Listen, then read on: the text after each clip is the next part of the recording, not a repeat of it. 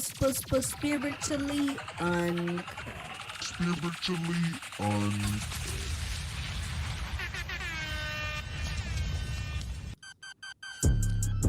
Oh yeah, we back in the building. It is Astrology Talk Tuesday. You hear me? February 14th, and it's Valentine's Day. To everybody who celebrates and with your loved ones. Check it out. Today is brought to you by the RTPA Incubator. If you are trying to get your programs into the school systems and you trying to get in front of that principal, sign that check, come on, give them a call. They're going to walk you through every step that you need to go through. You hear me? Black excellence, black history, you know what I'm saying? Black owned business. And yes, her nails are dope. Miss Portia George, one of the hottest, and I mean the hottest nail techs in the Chicagoland area. She's been doing her thing for quite some time now. I know. Y'all tired of hearing me talk. I'm tired of hearing myself talk. Let's go ahead and jump on in. I hope everybody is peaceful. Everybody on Facebook, YouTube, Big O family. Thanks for joining in, because you could have been anywhere in the world. Thank you. Powered by Riverside FM. Peace, love, and light to everybody that has joined in with me. And before we go any further, the goal here is to grow to a better version of yourselves. I speak of energy of understanding, an energy of love and solitude. So let's dive deep.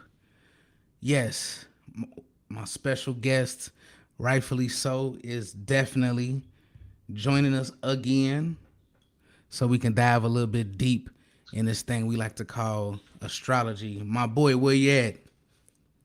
Yo, you know, over there. What's happening, people? What's happening? Yeah, we had some technical difficulties on today, but we gonna make it happen. You know what I'm saying?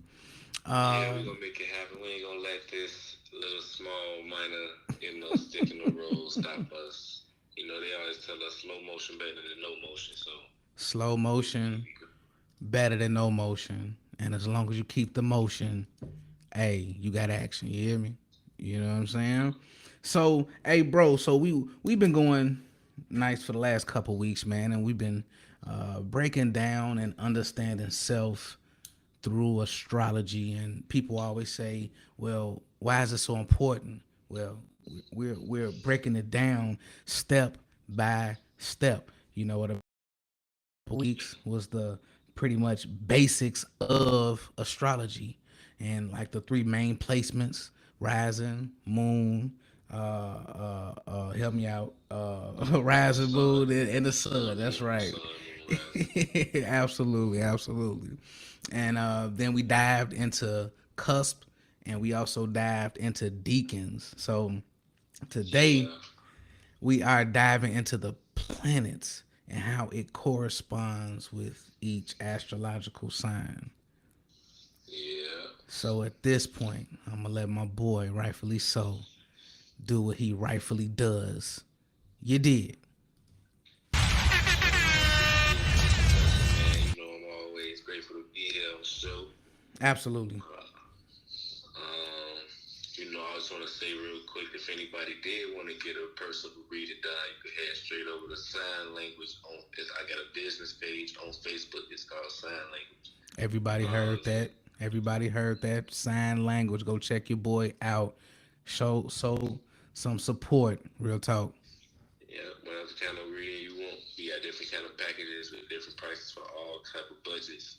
And whenever you're ready to get the job done, come through and get a reading. But I want to start off with saying, getting a clear understanding of what a planet is in general. Mm-hmm. And the planet is basically a celestial body that does have an influence on life on Earth. So every celestial body don't have an influence on life on Earth, meaning planets and the moons and stars outside of our solar system, but they are still a part of astrology. So I ain't want to leave all of those out either because they got their own influences just on a larger scale. It just gets so large that we become insignificant, but it is still considered astrology because it's still an influence. So the general definition of astrology is the study of the celestial planets and the influence that they have on life on Earth.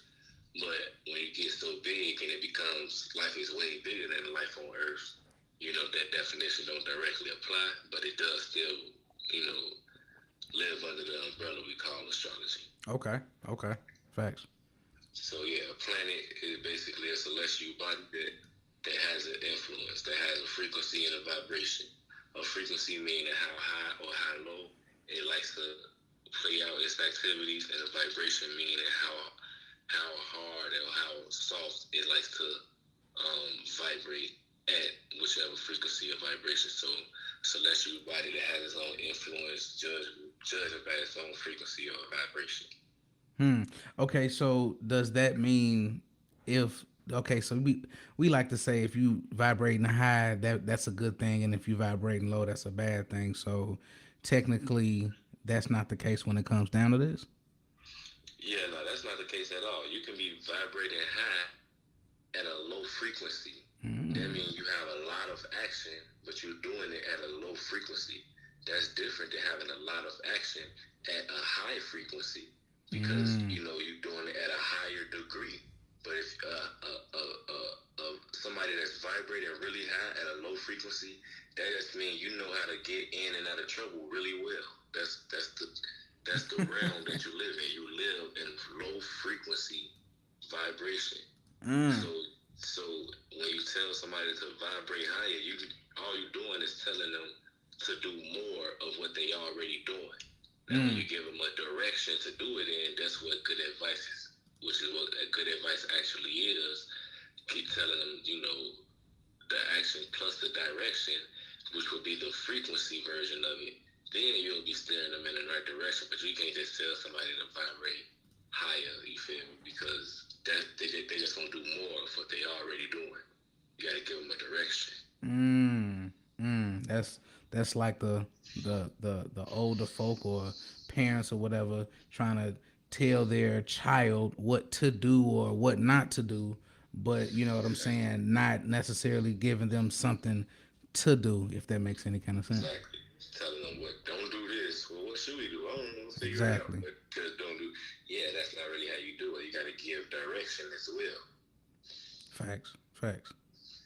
Facts. So when it comes to the planets, they have a frequency and a vibration. Some planets vibrate really high and at a really high frequency. Some planets vibrate really low, but still at a high frequency. This would be the type of planet that it's got great ideas. It just never manifests into anything because the vibration is the manifestation. You have to vibrate your way into frequency. Everything that we can physically see, hear, smell, taste, or touch is vibrating at a certain frequency, but it's still vibrating. The only way it even exists is through the vibration that it's experiencing.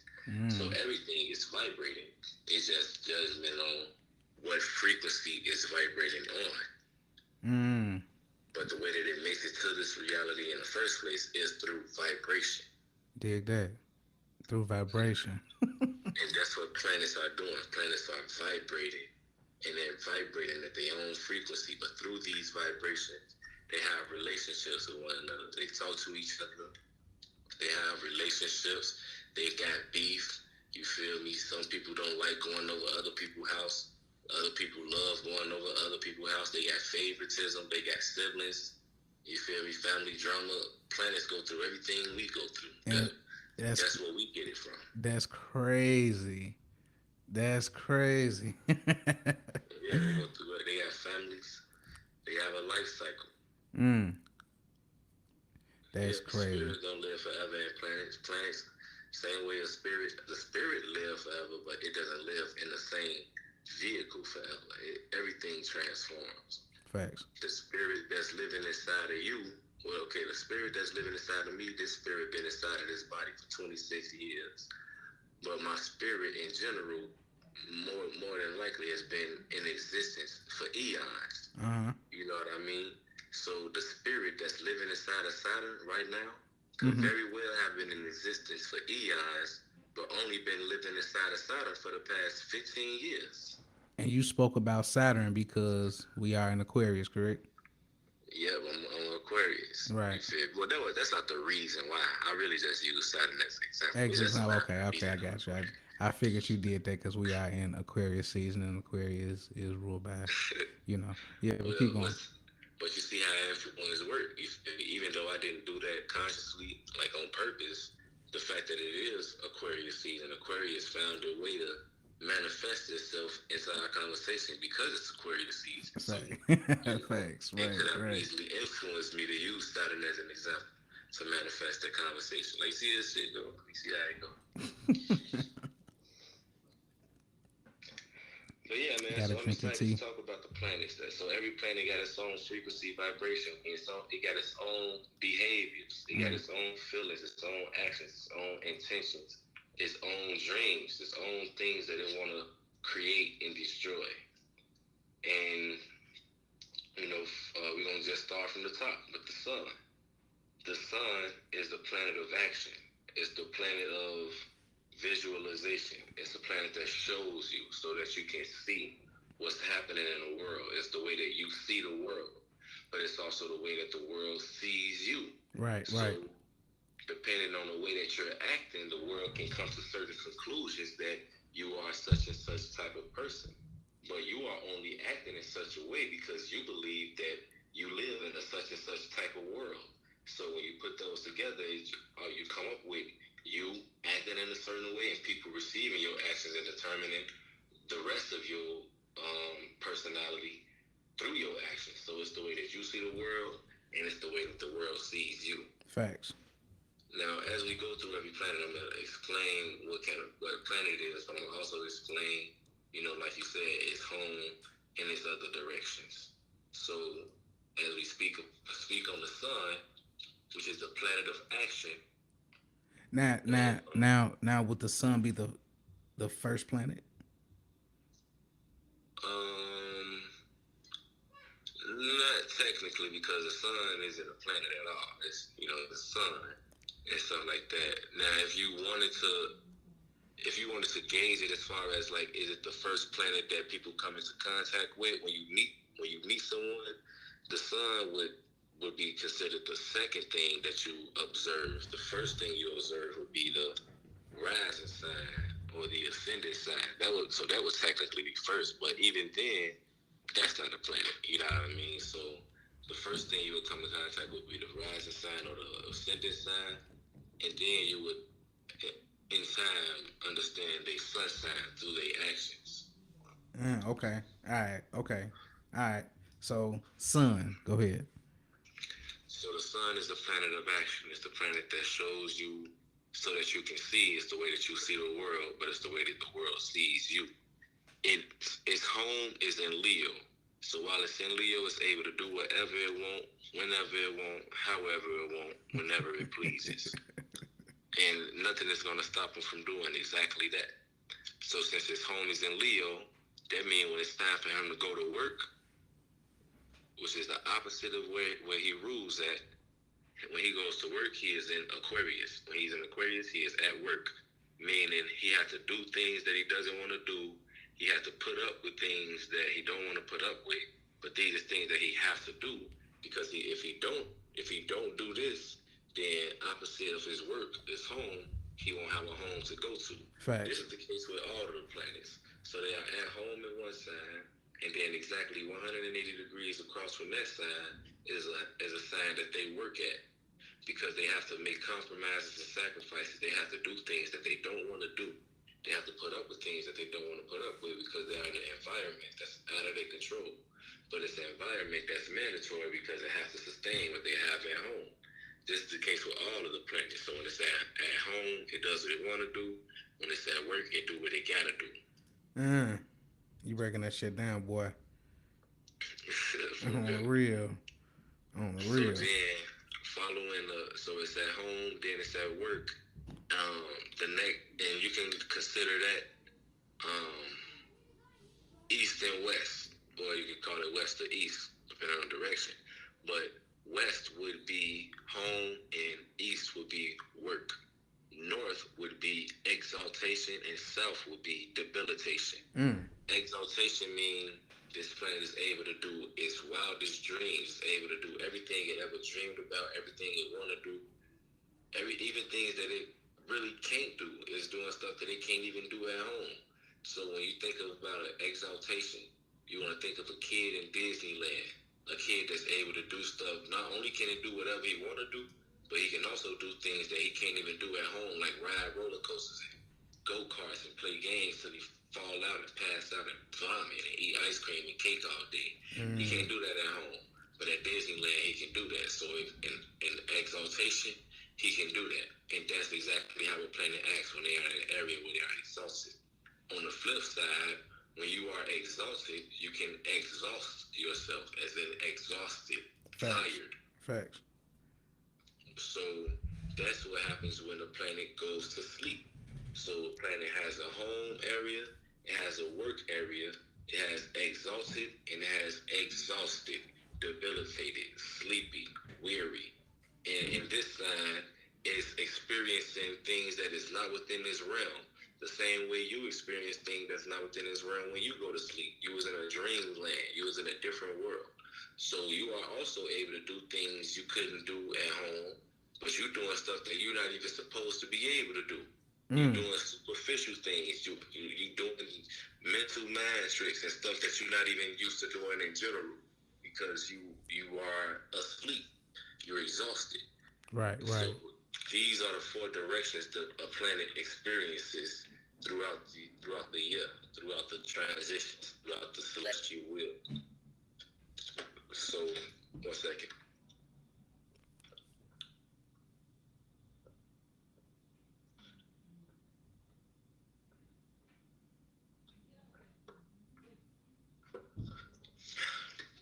I had to drink some water. You are well.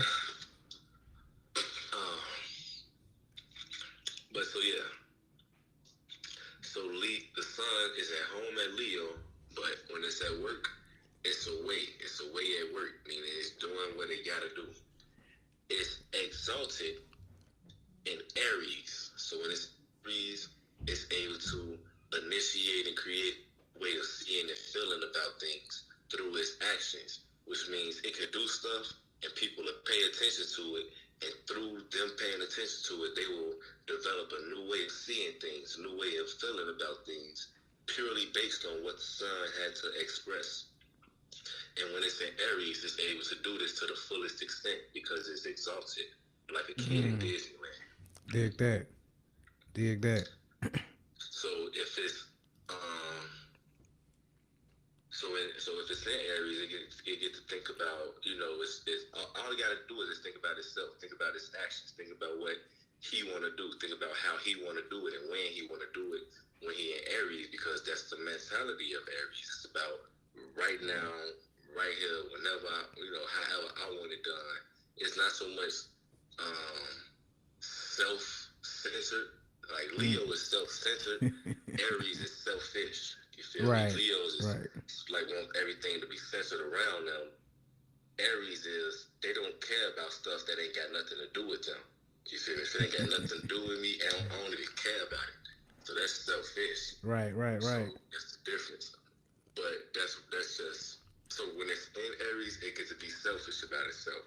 Now the flip side is if it's exalted in Aries, that means the opposite is where it's gonna have to fall asleep, and that's in Libra.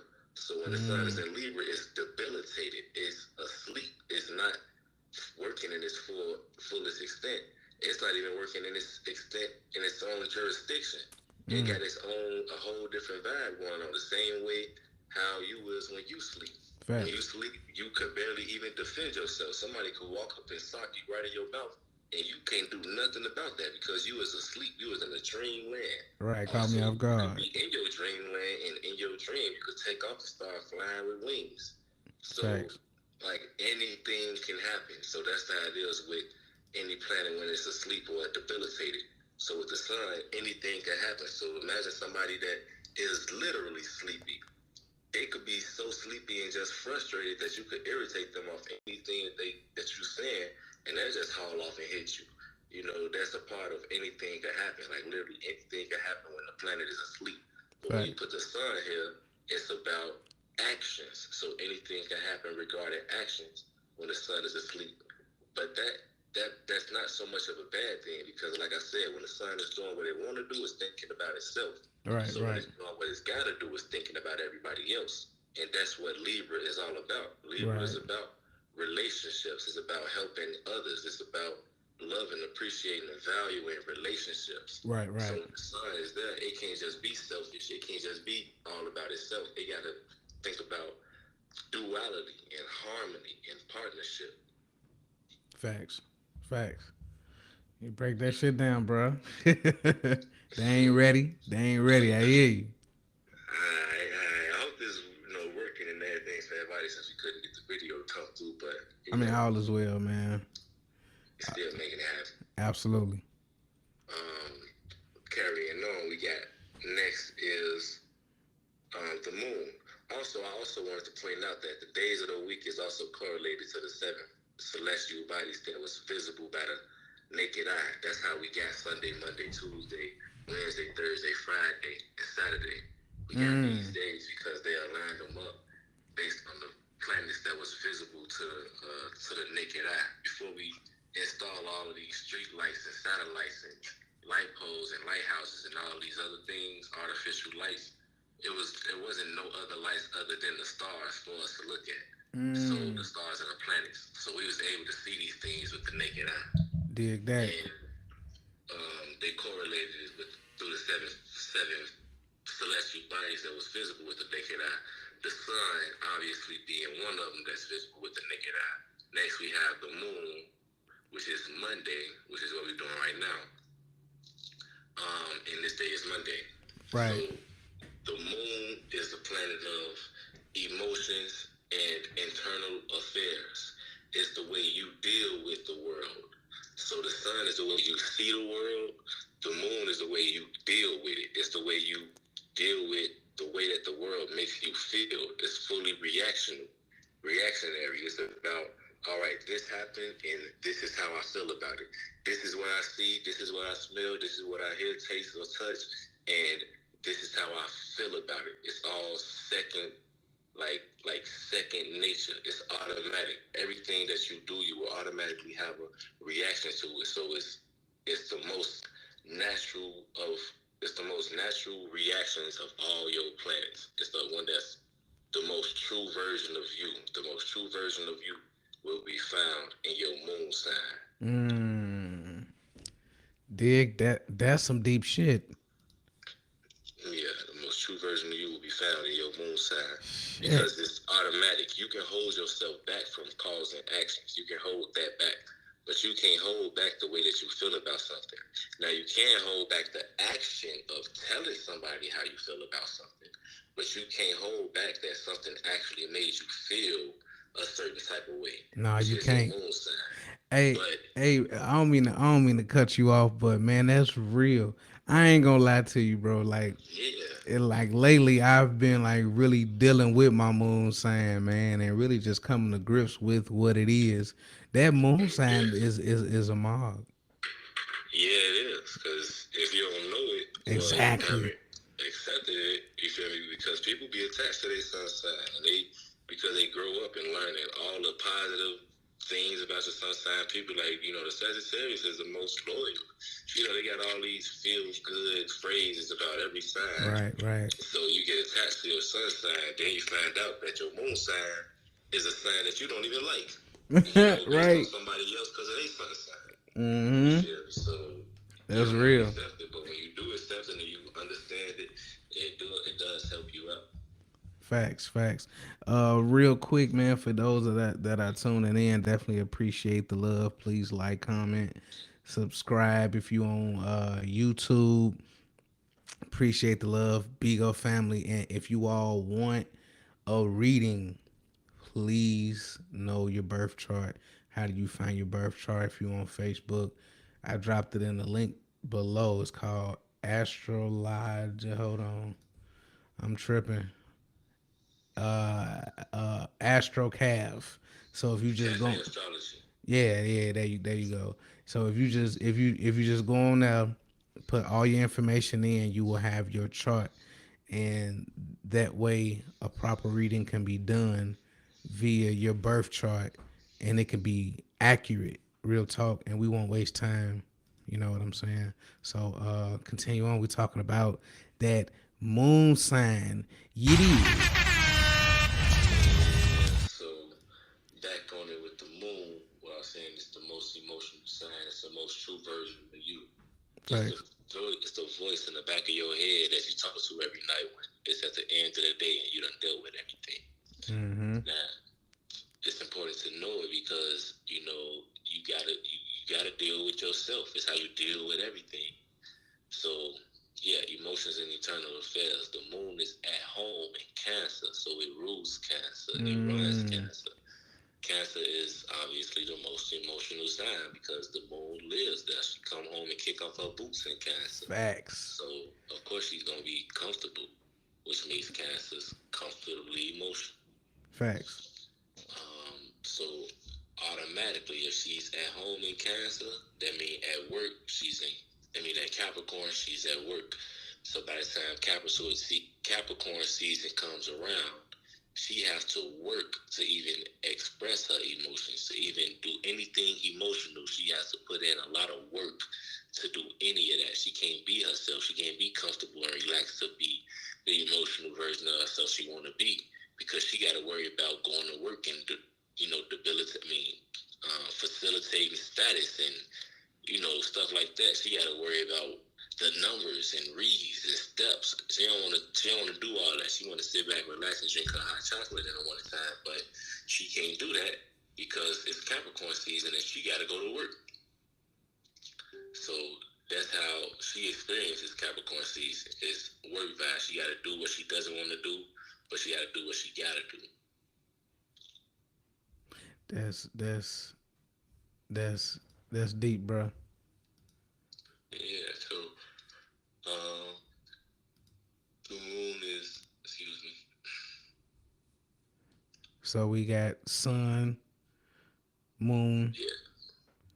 We And the off to moon. So the moon is actually exalted in. Give me 1 second.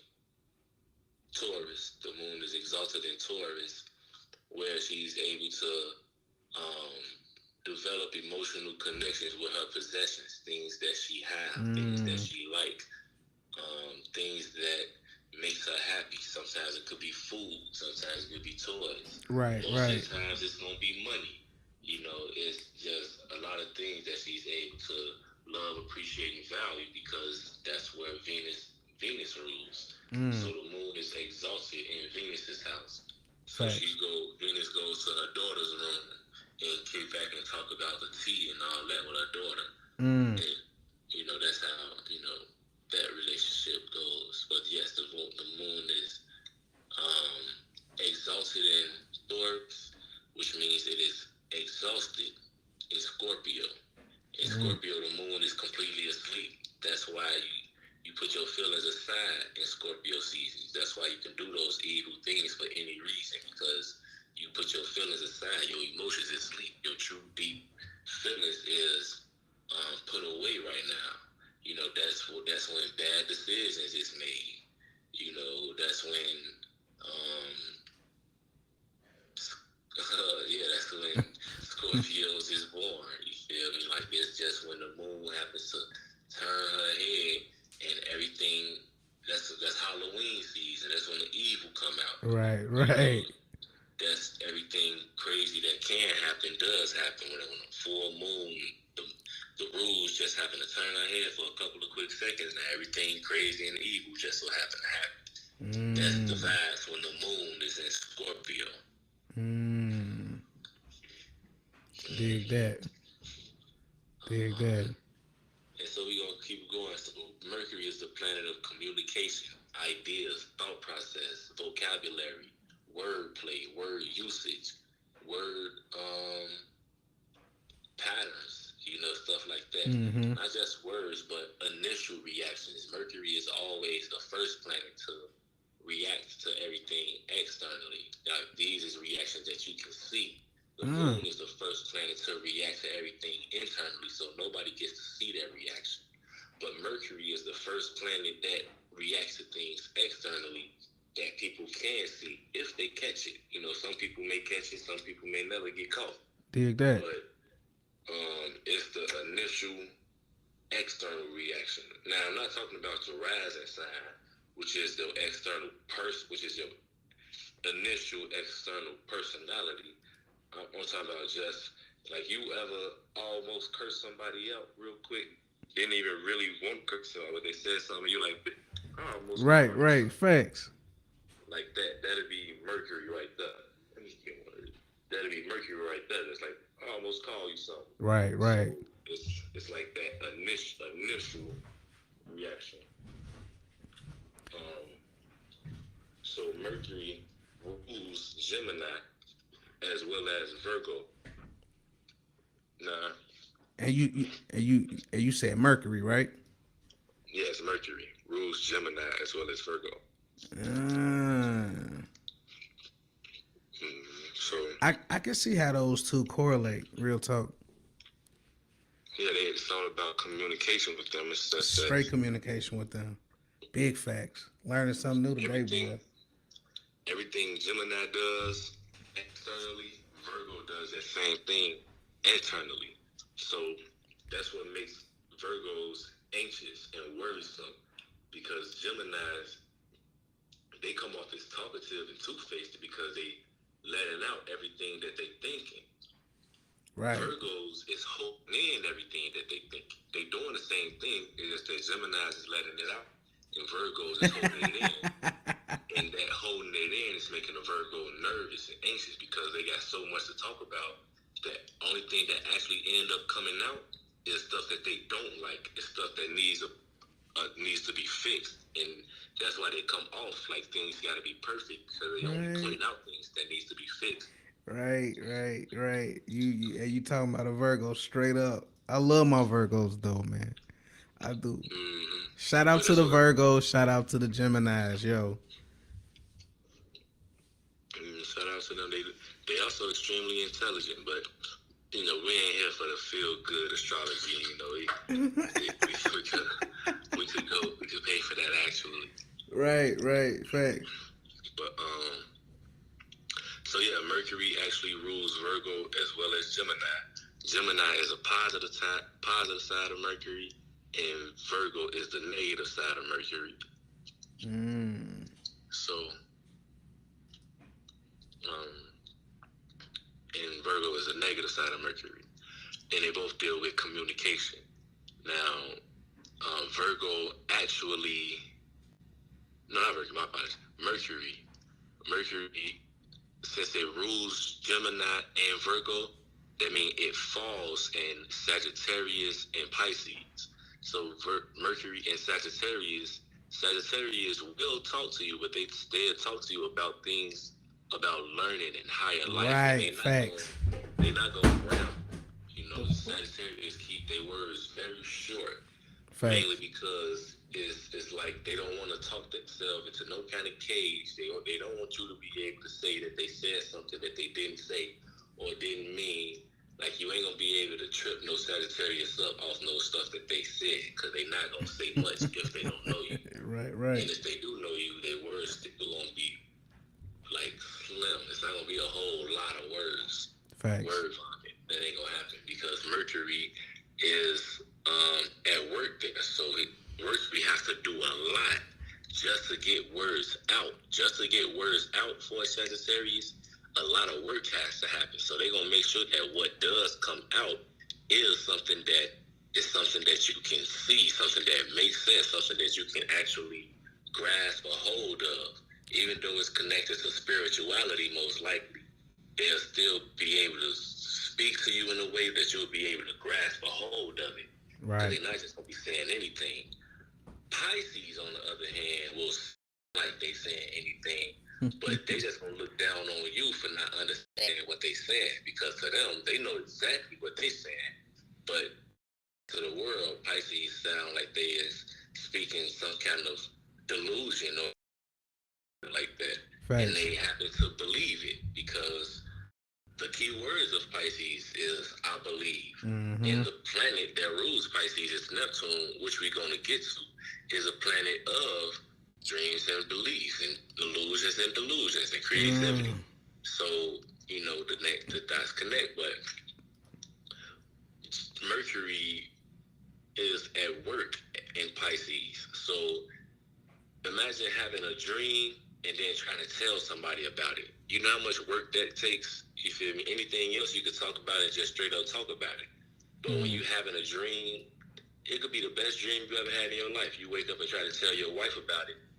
You're going to be making all kind of facial expressions. That's also connected to Mercury. Right. You're making all kind of facial expressions and looking around with your eyes, which is connected to the nervous system, which also ruled by the Mercury planet. And you're going to be trying to fish for words and fish for the scenario and think, which is also connected to Mercury, thinking and thought processes.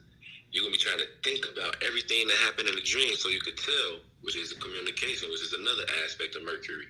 You're going to be doing all these Mercurian-like things just to talk about this dream that you had, because you got to pull all your tools out the box. You got to find out what you're trying to say because you're talking about something that don't exist.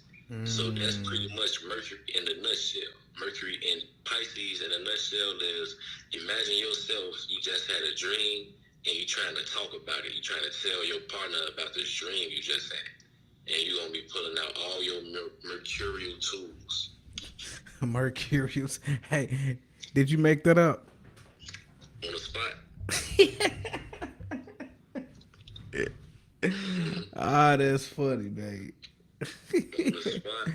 I like it. I like it. We over here making new words. You hear me? Yeah. Making a new dictionary. You know what I'm talking about? Astrology Talk Tuesday vocabulary. Get it.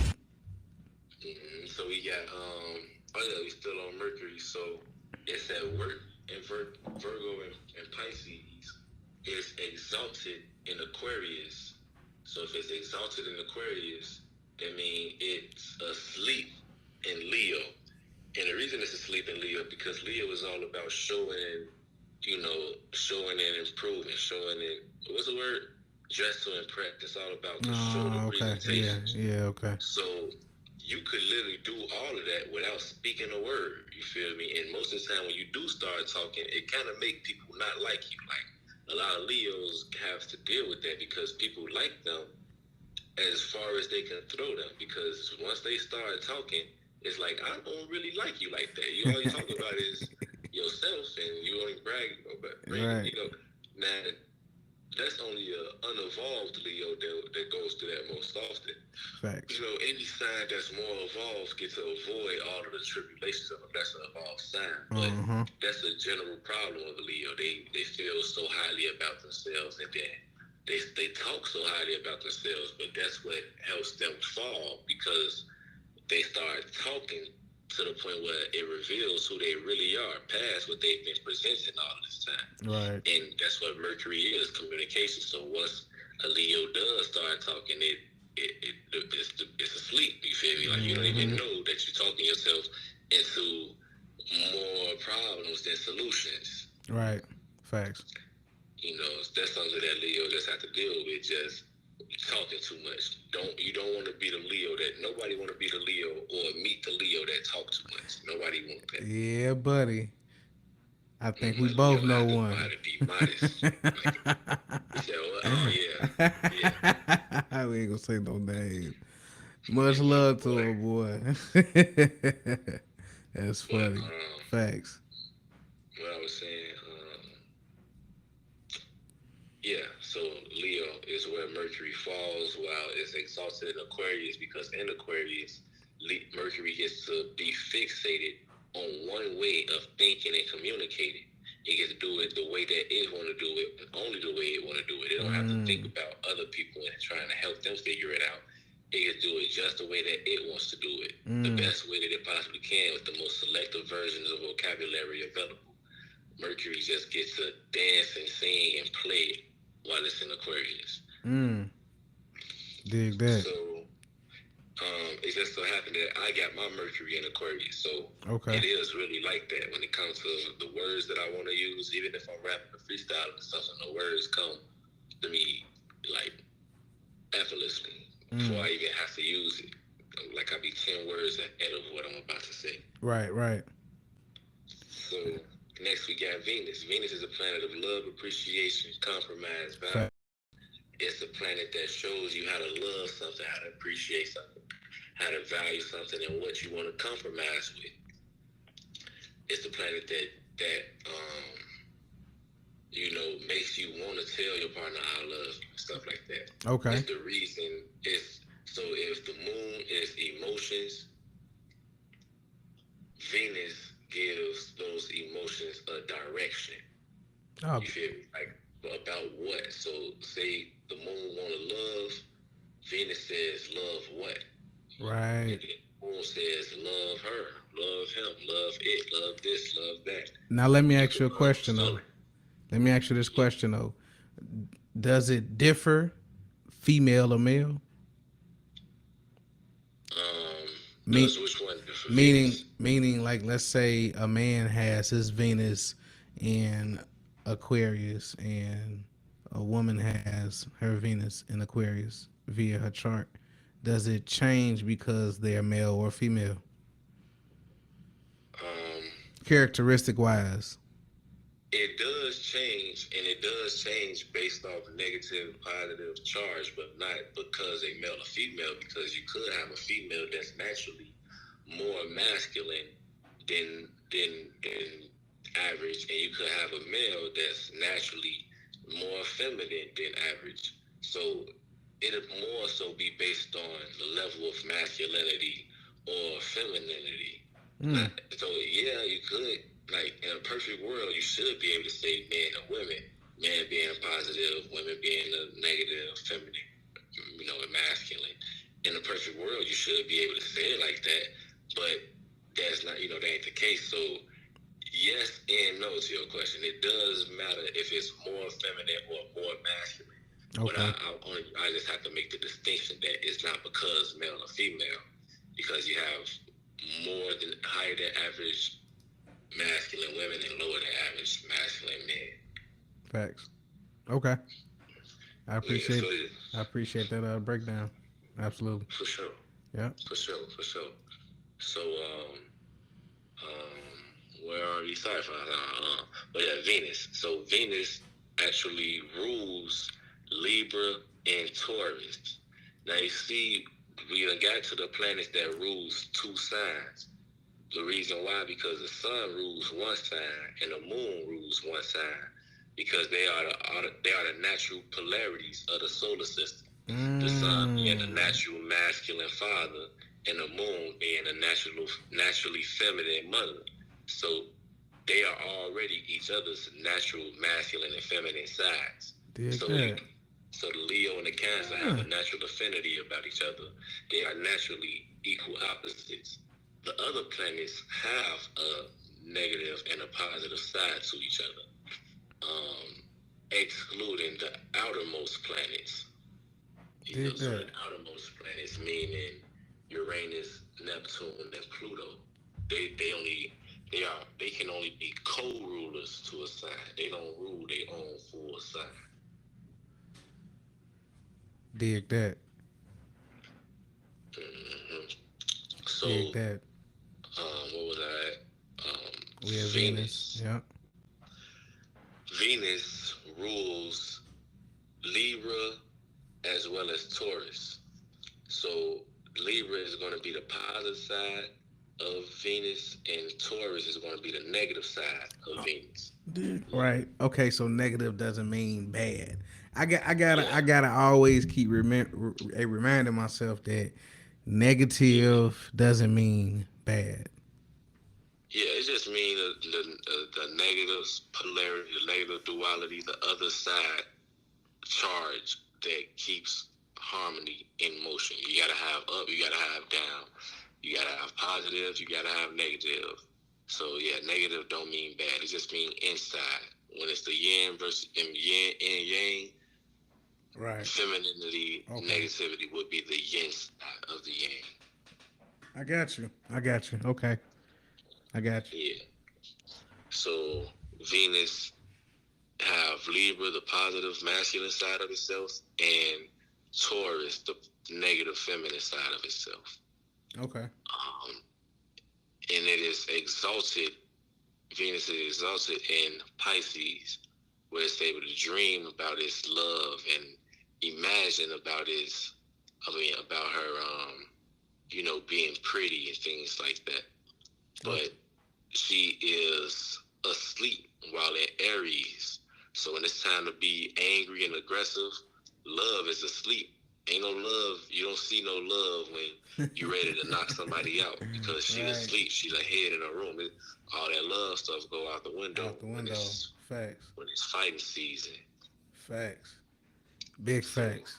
So that's where she's asleep at. She's asleep in Aries. Yeah.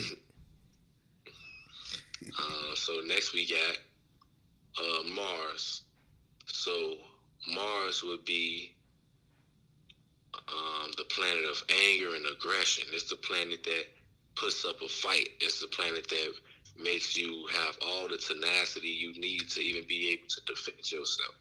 It's the planet that creates the animosity. Without Mars, you will have a very low animosity. People might feel like they could try you if you ain't have no high vibrational Mars going on. So yeah, Mars is a planet of let's get it. Planet of war. Facts. It rules Aries, where it's able to initiate and create any type of monstrosity it wants to, whenever it wants to. That make a lot of sense. It's able to do anything in Aries, and Aries that's like, yeah, I with that. Yeah, I with that too. Let's go, let's get it. So it rules Aries. Mine's is in Taurus. My Mars. Aries. No. Mars and Taurus. Yeah. So your Mars being in Taurus, Taurus is a very tough, stubborn sign. So it will fight, but it's gonna take a long time, and it's gonna have to fight only about what it care about. Right. Unless it's possessions, like Taurus, you'll fight about your possessions real quick. If it's something that you like, if it's something that belongs to you, you'll fight a motherfucker real quick about that. But real quick about that. Take you a while to want to come to a fight about it, or even come to a conflict. Facts. You ain't gonna come to a conflict very quickly about anything. It don't matter what it is, man. Like I said, as long as you ain't disrespecting me or anything like that, we all as well. Shit. It really don't move me. It just really don't bother me. But as soon as you cross that line, or like my kids, once you do get on that other side, it's like the raging bull. It's literally, shit ain't, I wasn't tripping about that, but today I got time, cuz. It's like when it is busting, oh no, hell no, ain't nobody gonna be able to get you off of. In fact, that's real talk. That's exactly how it is. Mars ain't nothing to play with, especially if it's in Aries where it's at home, man. Where it's able to do as it please. It's able to cause any type of destruction it wants to. But if it's at work, if it's at home, man, Aries, it's at work in Libra, where it has to compromise, love, appreciate, value, and take into consideration the values of their partner that they're in a relationship in order to create harmony. Mars got to do all of that. Until Mars, all of that is work, is extra shit. Like, damn, I gotta do this, and then now I gotta care about this person and what they think about the situation and what they gotta say and listen. Mars don't want to do all that. Mars want to do what they want to do when he want to do it automatically. Yeah, that's funny. Considering other people's feelings and emotions and thought processes is not on his agenda. Facts. So he want to just do other things otherwise. But when it's at Libra, same way how we is when we at work. You at work, so you clock out. So for them 30 days, right? Mars is at work while it's in Libra season. Facts. Mars is actually exalted in Capricorn, which means while it's in Capricorn, it get to call the shots. It get to be a kid in Disneyland, do whatever he wants. So that's where it really could wreak havoc at. Mm. and get recognized for it. Like Mars, like, you mean I could do bash? It's like a rapper. Like, think of a rapper these days get to talk about all the shit that, like, you get to talk about all this shit, but you get rewarded for it in excess while gaining a high status at the same time. Right, right. That's like a Mars and Capricorn type of figure. Like rappers these days, they get rewarded and celebrated for bad behavior. Right, And right. that'd be Mars and Capricorn. You get to do whatever you want. But that's why you can imagine Mars in Cancer, where he's debilitated, when it's time to fight and make love, and not make love, but Cancer, where it's time to love and appreciate and value. Like at a wedding, ain't nobody trying to fight at a wedding. It's all about love and appreciating, valuing. Or when your lady is giving birth, you feel me? If you're trying to fight in those scenarios, something wrong with you. Because Mars is asleep in these areas. He's not even supposed to be activated. So during these times, Mars is deactivated and powerless. It's not powerless though, because it's just acting in a different realm of reality. Right, right. Dig that. So next we got Jupiter.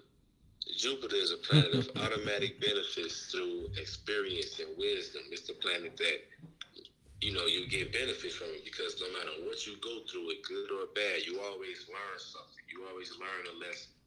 So whatever lesson you take from this experience, whether it's good or bad, you'll be able to use it the next time the situation occurs, so that it could be an easier or more beneficial situation for you, so that you don't go through the same thing twice, and the people that's coming up behind you don't got to go through what you went through.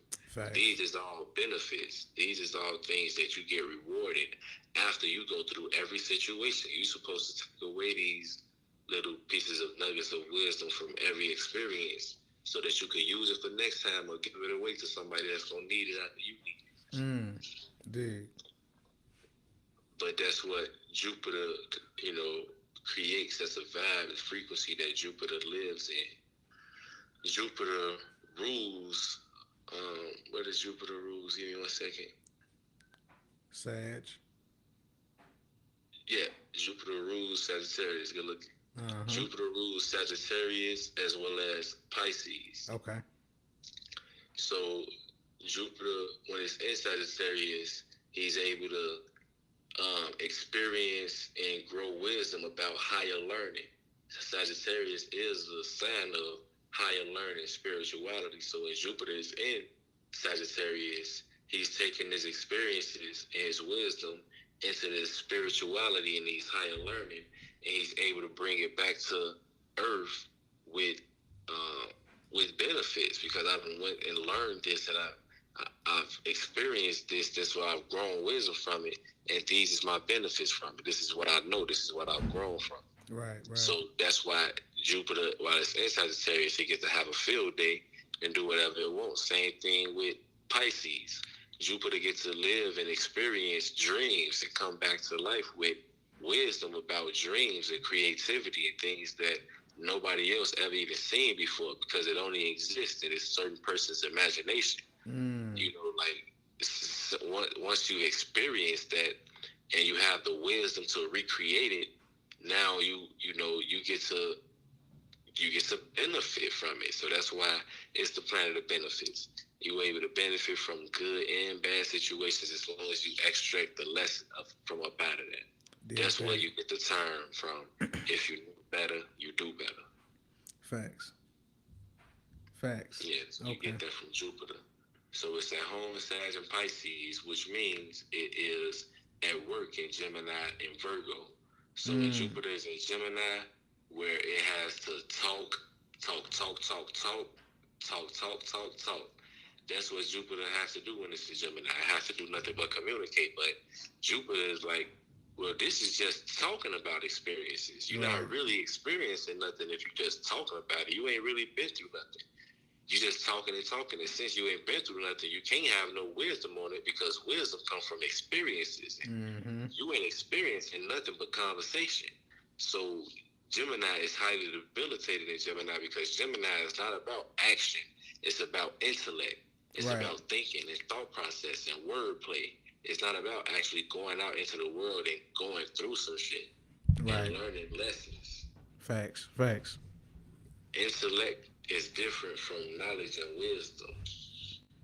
So that's where Jupiter falls as well as Virgo, because Virgo is worse than Gemini when it comes to Jupiter, because Virgo just want to talk, but to they self, they don't even want to talk to another person about it. They even more secluded than Gemini in that right. Right. They just Right. want to talk to they self about things. They really ain't about the experience. That they'll go, a Virgo will go through a whole journeyman's experience and barely have paid attention to the experience because they so stuck on the small minor details. Right. So even the Virgo that is going through the experience that you need to have the wisdom to talk about what needs to be talked about, you still can't talk about it because when you was experiencing it, you weren't even paying attention to what the big picture was. You paying attention to the small minor details. And that's what's happening when Jupiter is in Virgo. And it's that work. It has to put in a lot of work just to extract the wisdom and knowledge from this experience because Virgo want to pay attention to details. Right. So Right. Facts. that's a planet at work. Now, Jupiter is exalted in Cancer because Jupiter gets to initiate and create the way people should feel and emotionalize about things. So that means it gets to go through an experience, have and use its wisdom to show people how they should react and how they should feel about stuff. So Jupiter is the gangster that just got out of jail that want to connect to the young niggas. Like, look, man, next time a nigga step on your shoes in the club, just let it go, bro. Right, just let right. it go. Don't even. Jupiter trying to connect to the heart, trying to connect to your emotions, but it can't do that. But when it's in Cancer, it can do that. It can connect to your heart with its experiences and wisdom, and give you a new way of experiencing, feeling, emotionalizing about that situation. Facts. So that's the way that Jupiter behaves when it's in Cancer, which means it's debilitated in Capricorn, meaning it doesn't care. It don't care about status. It ain't about status. It ain't about it ain't even really about what makes sense. When it comes to experience and wisdom, what makes sense ain't always what's right. You feel me? You could be a security guard that just got a job, and what would make sense is to use your key to open this door. Right. But the security guard that's been there for 10 years knows that you ain't even got to use a key for that door. You can just walk straight through. The key lock is broken anyway. Right. You feel me? So that don't make sense, but he's been here for 10 years. He know that. You would have been a goofball putting your key in that thing for 5 years straight if old school ain't never put you on game. Facts. You Facts. feel me? So that's kind of how it works. Even though it does make sense for you to have to unlock the door key, you feel me? Old school, no, you don't even need that key like that. And that's how it works with Jupiter. So Jupiter in Capricorn is like, man, it's asleep. You don't really need experience. You feel me? You could level up to a certain status with no experience at all, with no wisdom at all. That's you real. can make it to a certain status where people want to be where you at, and you don't even got no experience in that field. Now, it could help for sure to have experience, but it's not extremely necessary. Right. Right. Same way and vice versa. Your status does not matter throughout your experience. You could be the biggest NBA star in the world, but if you go to Israel, you just a regular person. And what I mean by that is, as an NBA star, you can have a very high status, but judging on your experience, which is what Jupiter is providing you with, if you just so happen to be experienced in Pakistan, you just a person in Pakistan. They don't care about your status and this experience. Right. You just another person.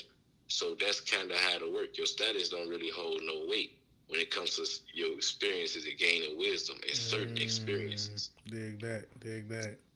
So, like, that's the life cycle of Jupiter. Moving on, we got Saturn, the planet of boundaries, limitations, restrictions, and limits. Yes, sir. It's the planet that tell you you cannot do that. It's going to the planet that say you probably could get away with this and all that over there, but when you come over here, we don't do that over here. You feel me? It's the planet that tells you no. It's the Real. father planet. Right. So Saturn, it's the planet that rules reality.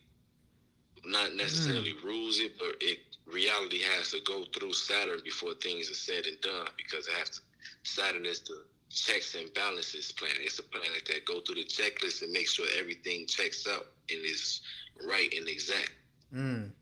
Okay. So Saturn rules Aquarius and Capricorn. Right. Aquarius is the positive masculine side of Saturn, and Capricorn is the negative feminine side of Saturn. So Saturn experienced both of these sides, and it's the only planet that has a mansion. So Saturn has a mansion. Both of its homes is right next door to each other, so it has a larger reign of terror because it holds the highest position in the zodiacal sky, being the 10th house is the highest basically geographical standpoint in the whole celestial wheel, which is when Saturn rules the 10th house of status, which is the highest regard. So that's the description of that. But yeah, Saturn rules both Aquarius and Capricorn.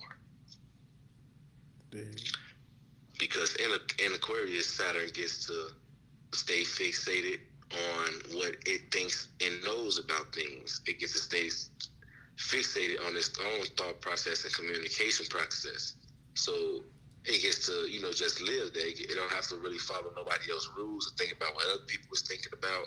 He gets to think about what only he think about. And all he think about is drawing up these conclusions, these boundaries, limitations, restrictions, and limits, is making sure everybody know that you cannot cross this line. Facts. Now, while it's in Capricorn, it does all of those same things, but internally. So he makes sure that he also doesn't cross these lines. So the same lines and limitations and restrictions that Saturn places on everybody else externally, he also placed those same boundaries, limitations, and restrictions on himself. So he makes sure that I also have to make sure I don't break this law or break this rule. So that's the difference between Aquarius and Capricorn, is Aquarius will make sure everybody else does not cross their boundaries, but they will also not cross your boundaries. So I'm an Aquarius. I'm going to tell people that you're not supposed to do this to me, but I'm also not going to do that to you. Right. That's because Saturn won't allow me to. Saturn said no. Right. Now, Capricorn, Saturn is on the inside of them. So Saturn is saying, all right, well, these are the rules that I can't let other people break. So you feel me? I can't break these rules of my own, but I could break these rules when it comes to other people. You feel me? So I could break your I could break your boundaries and your restrictions. I could cross over your tape and your red lines. I could hop all over your shit. But you're not gonna hop on mine. You feel me? It's like that. Like, you're not gonna hop on mine, but I can hop on yours. Aquarius, like, I'm not gonna hop on yours and you're not gonna hop on mine. We're gonna respect each other's. Right. Capricorn is like, no, I'm gonna respect my boundaries, limits, and restrictions, and that's it. You feel me? I don't really gotta respect y'all's because I know what my rules is. So I ain't gonna break my own rules. Right. I don't care about breaking your rules and your boundaries and restrictions. But Saturn can do that because he at home. That's funny. That sounds like a typical Capricorn. Yeah, it do. So Saturn is, if it's at home at Aquarius and Capricorn, that means it's at work by the time it makes it to Leo and Cancer. This is why there's such a lack of work in the summertime. It's a lack of work going on. It's a lot of free leisure, action, emotional time during the summertime, because Saturn is actually asleep during both of those most potent times of the summer, which is when the summer is ruling during Leo season, and then well, which is when the moon is ruling, which is Cancer season, and when the sun is ruling, which is Leo season. Both of those two seasons, Saturn is missing out on. Saturn is at work. Saturn, you know how hard it is to get work done in the summertime? You feel me? Not for real, but in general, Right. generally speaking, even school is let out because there's not a lot of work getting done in the summertime. That's because Saturn is at work, so Saturn has to try hard just to get any work done during Leo and Cancer season. That's crazy. That's crazy. Yeah. So is Saturn is exalted in Libra. It's exalted in Libra because it gets to initiate and create the way that other people think and communicate. Meaning it gets to create boundaries, limitations, restrictions, and limits on the way that other people think and talk. It get to put it's like the corporate world. It's like the judicial system. It's telling you what you can and cannot say, what you can and cannot even think. It's like the courtroom. You can do whatever you want to do everywhere else, but once you walk in a courtroom, a court of law, like you actually walk in a court of law, and you have to put your hand on the Bible. And once you put your hand on the Bible and you say that oath, it's certain shit that you can and cannot say. Right. Because you feel me, you've been caught under the spell of boundaries, limitations, and restrictions. Right. So now you've been restricted. Your tongue is restricted. You can only tell the truth, nothing but the truth, so help you God. So that's basically the representation Saturn gets to hold when he's in Libra. He gets to play the judge. He gets to create the boundaries and restrictions, and he gets to make people put their hand on the Bible as under oath, make sure that they say that they tell the whole truth, nothing but the truth, so help them God. He gets to make that happen while he's in Libra. Right. On the flip side, Aries is where he's debilitated at. That's where he falls asleep at. So that's where he's uncomfortable. That's when stuff is moving way too fast for him to even get anything done.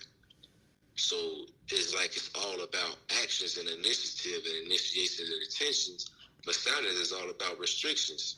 So if your intentions overrides restrictions, that's the kind of shit that lands you in jail. So if your Saturn is people end up in jail when Saturn is asleep. When Saturn is in a position that it's not able to tell you, hey, don't do that, stop. This is a no-no. Red zone. Once you pass through all of those warning signs, it's nothing but negativity following that. You end up in jail or dead. But Saturn is here to tell you things to make sure that it never comes to that. Right. Facts. Yeah. So now we get into the outer planets, which is Uranus. Now, these outer planets don't rule any planets. They are just co-rulers to planets, signs that already have rulers. Dude. Now, Uranus is the first of the three, and it co-rules Aquarius. It adds that rebellion to Aquarius. It adds that level of, I don't even care about what you're talking about. I'm not even here to be disrespectful. What you're saying is not even relevant at all. I simply don't even care about whatever you're saying. I'm about to do this. That's just that, Right. So that's Uranus adds that element to us that Capricorn don't have. But that rebellious is a gift and a curse of everything. That rebelliousness takes away from the discipline that Capricorn has. Capricorn is a little bit more disciplined because you can't be rebellious and disciplined at the same time. Right. So that's kind of the thing that Aquarius is going on. They want to be disciplined, but they also want to be rebellious. So, it's something that they just got to deal with. But, so Uranus, basically, it co-rules Aquarius. Now, it doesn't have an exaltation or a sleep realm or the other thing because it's so far away that its range of influence is extremely large and expansive. So it influences everybody in a very similar way.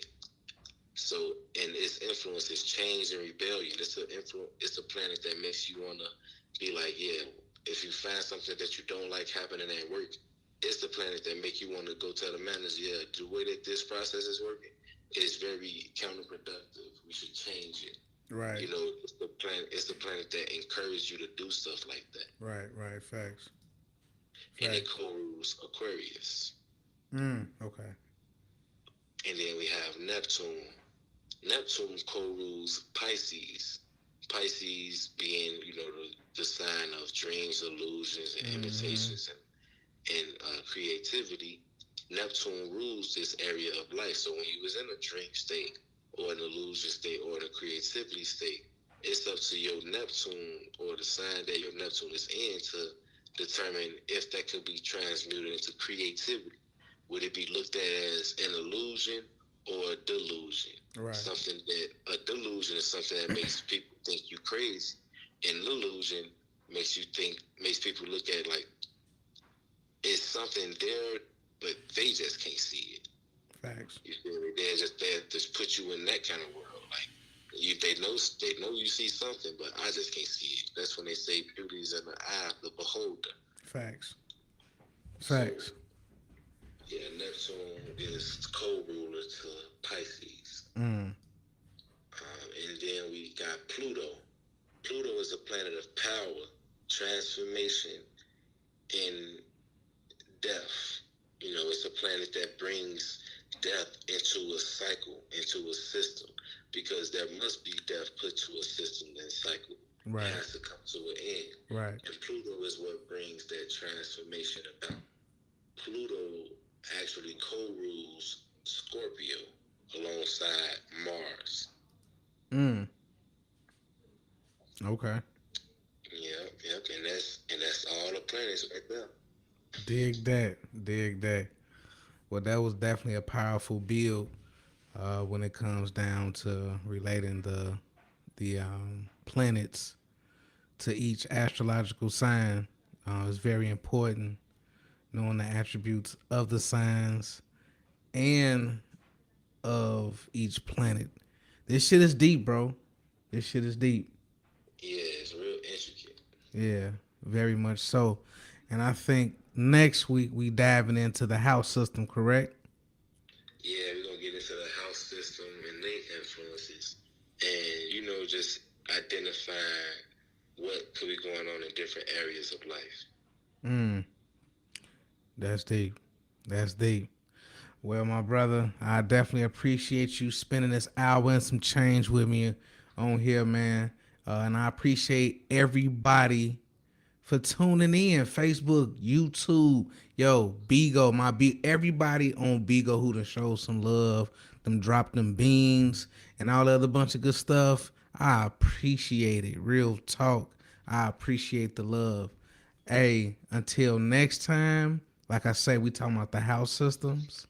Next Tuesday, be there or be square. Until then. Spiritually